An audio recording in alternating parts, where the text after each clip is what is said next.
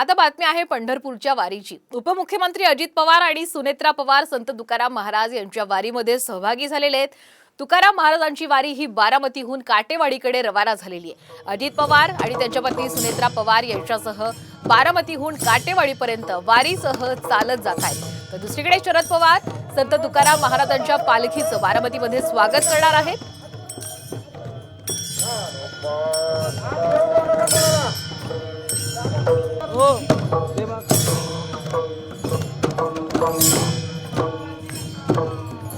या संपूर्ण परिस्थितीचा आढावा घेतलेला आहे आमचे प्रतिनिधी सागर आव्हाड यांनी।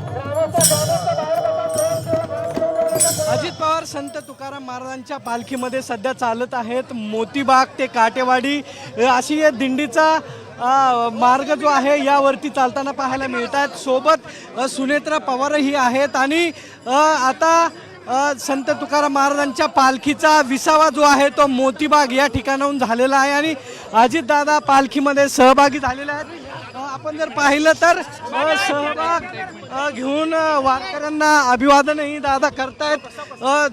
पालखीचं स्वागतही अजित पवारांच्या वतीने या ठिकाणी करण्यात आलेलं आहे। या ठिकाणाहून आता ते काटेवाडीच्या दिशेने वारकऱ्यांसोबत चाललेले आहेत। कडून दिंडी काढण्यात आली। वारकरी पोशाखामध्ये हरिनामाचा गजर करत चिमुकल्यांनी दिंडीमध्ये आपला सहभाग नोंदवला।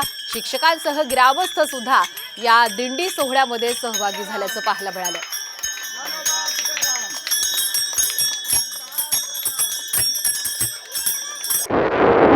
चिमुकल्यांची ही छोटीशी दिंडी आपण या दृश्यांच्या माध्यमातून पाहू शकतो।